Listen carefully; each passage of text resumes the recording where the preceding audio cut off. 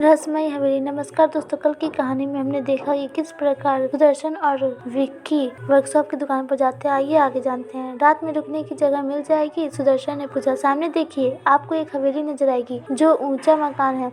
क्या उसकी बात कर रहे हो? विक्की ने हाथ से इशारा करते हुए पूछा। जी साहब, यह हवेली सेठ मूंगालाल की है। छोटा सा गाँव उन्हीं का बसाया हुआ है। आप वहाँ रुक सकते हैं। हम उन्हें जानते तक नहीं, वो हमें अपनी हवेली में क्यों रुकने देंगे? हवेली के कुछ कमरे मेहमानों के लिए है, वहाँ रुक सकते हैं। चलिए, मैं आपको वहाँ ले चलता हूँ। उस आदमी को कार में बैठाकर तंग गली से गुजरते हुए दोनों हवेली के गेट तक पहुँचे। मुख्य सड़क से हवेली तक गली के दोनों ओर कच्चे पक्के, कहीं एक मंजिल के और कहीं 2 मंजिल के मकान थे। हवेली पर जाकर गली समाप्त हो गई। गली के ठीक सामने हवेली का बहुत बड़ा दरवाजा था जो बंद था। सुदर्शन ने हवेली की दीवार से सटाकर कार पार्क कर दी। जैसे किसी किले का बड़ा दरवाजा होता है, ठीक उसी तरह दरवाजा था हवेली का। विक्की और सुदर्शन के आर्किटेक्ट थे, वे बहुत सूक्ष्म दृष्टि से दरवाजे पर हुई नक्काशी का निरीक्षण करने लगे। नक्काशी धूल से लथपथ थी और अपने पुराने इतिहास का कहानी खुद बयां कर रही थी। दरअसल इस हवेली कम से कम 100 साल पुरानी होगी। दरवाजे की नक्काशी अपने जन्म का खुद बयान दे रही है। विक्की, बिल्कुल ठीक कहा तुमने। उस बड़े दरवाजे में से एक छोटा दरवाजा था, वह खुला और तीनों अंदर चले गए। हवेली की देखभाल करने वाला रखवालों में से एक दरवाजे खोला। वर्कशॉप वाले व्यक्ति ने उससे कुछ बात की, जिसके बाद उस रखवाले ने हवेली की बैठक खोली। धूल देखकर विक्की और सुदर्शन समझ गए कि हवेली के मालिक वहाँ कभी नहीं आते होंगे। रखवाले ने कुर्सी पुछकर साफ की। आइए साहब जी, थोड़ा आराम कीजिए। चाय लेंगे? विक्की और सुदर्शन ने हामी भरते हुए कहा। आराम कुर्सी पर धीरे धीरे आगे पीछे झूलते हुए दोनों हवेली का निरीक्षण करने लगे। बैठक बहुत बड़ी थी, जो 3 मंजिले की थी। दूसरी और तीसरी मंजिले पर खिड़की थी। तभी चाय आ गई। सुंदर कपों में चाय क्या लेते हुए विक्की ने रखवाले से पूछा, क्या आपका नाम है? मेरा नाम भंवर सिंह है, उसने बताया। इस हवेली में कब से हो? मैं तो जनाब पैदा ही इस हवेली में हुआ।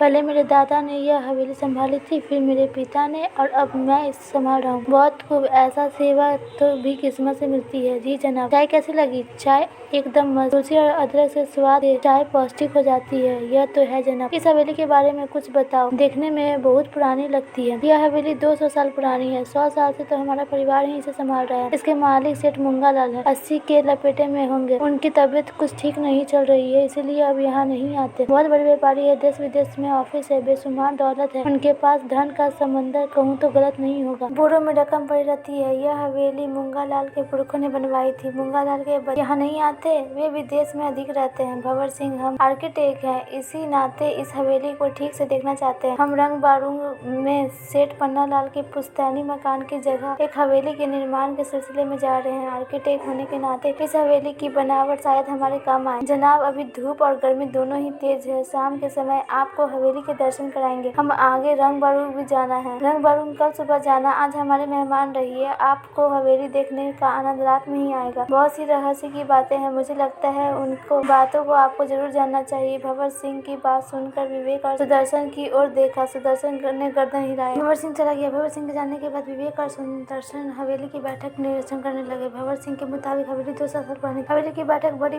करीब एक हॉल के बराबर। लाल किले के दरवाजे एक हाथ जैसी, दूसरी और तीसरी मंजिले की खिड़कियां बंद। दोनों ओर 6-6 खिड़कियां अर्थात 24 खिड़कियां देखकर विवेक और सुदर्शन कहा। दरअसल इन खिड़कियों को देखकर हवा महल की याद आ गई। मुझे ये कमरे ऐसे लगते हैं जैसे महल में राजा जब मंत्रियों के साथ वार्तालाप करता होगा तो रानियां ऊपर से झरोखे से देखती होगी। इसी तरह से जब हवेलियों की बैठक होती होगी तब बच्चे और महिलाएं अपने कमरे में खिड़कियों से मुख दर्शन कर बैठते होंगे। उस जमाने में महिलाएं घूंघट करती थी। बिल्कुल सही। इन झरोखों को देखो, जरूर बेल्जियम से मंगाए होंगे। सेठ ने दिल खोलकर हवेली बनाई है। ऊपर खिड़कियों से रंगीन शीशे देखो, नीले, पीले और हरे की नक्काशी वाले शीशे। अब ये शीशे न तो बनते हैं और न कोई लगाता है, एकदम सादे शीशे पर फिल्म चढ़ी है। दरअसल इन टाइल्स को देखो, उभरी आकृति कितनी खूबसूरत लग रही है। उमर खमैया की तस्वीर को देखो, कितना टाइल्स के जोड़कर बनाए गए हैं। यह तस्वीर कितनी आकर्षक, कितनी अतुल्य है।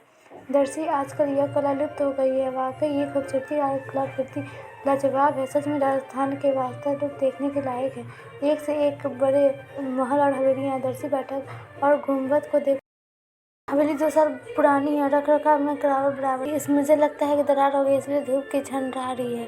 दोनों मित्र बातें करते हुए हवेली को देखने के बाहर इसलिए हवेली के पीछे भाग में बहुत बड़ा बगीचा था जिसमें फव्वारे लगे थे, फूलदार पेड़ शोभा दे रही थी और साफ सफाई भी था।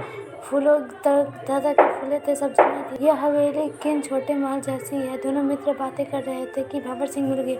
वो अपने परिवार समेत कोठी के पिछले हिस्से में सर्वेंट क्वार्टर में रहता था। दोनों भंवर सिंह से हवेली के बारे में उसे पूछने का आना शुरू। इस गांव का सेठ मूंगा लाल के पूर्वजों ने बसाया। गांव के आसपास कई हवेलियां थी। गांव और हवेलियों का सिलसिला रंग बारूद पर समाप्त होता है। इस हवेली के पीछे पर्वत है। पर्वत की चोटी पर देवी मंदिर है। चाहे आप हवेली को पुरानी और खंडर समझे, पर इस हवेली और गांव पर कभी कोई आँच नहीं आ सकती।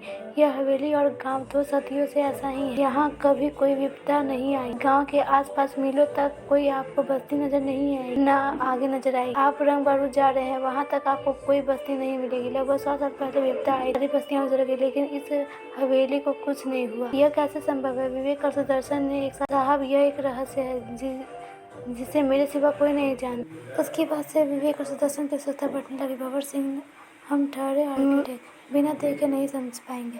ठीक है, रात के 8-12 बजे आपको उस जगह पर ले जाऊंगा। आज आप रात यहीं रुके। विवेक और सुदर्शन रात को हवेली रुक गए। अमावस की रात थी, बादलों से घिरा अमावस काला स्याह जैसा लग रहा था। सबकी नींद आई थी, गाँव वाले सो रहे थे, भंवर सिंह का परिवार भी सो रहा था। विवेक और सुदर्शन की आंखों में नींद था नहीं था। हवा धीमी चल रही थी। शाम को बिजली गई तो अभी तक नहीं आई। धन्यवाद दोस्तों। अगर आपको ये कहानी अच्छी लगी तो वीडियो को लाइक कर दीजिए, हमारे चैनल को सब्सक्राइब कर दीजिए। और इसका पार्ट 3 वीडियो बहुत जल्द आएगा, तो इस वीडियो को लाइक कर दीजिए, हमारे चैनल को सब्सक्राइब भी कर दीजिए ताकि मैं वीडियो डालूँ तब उसका नोटिफिकेशन आपके पास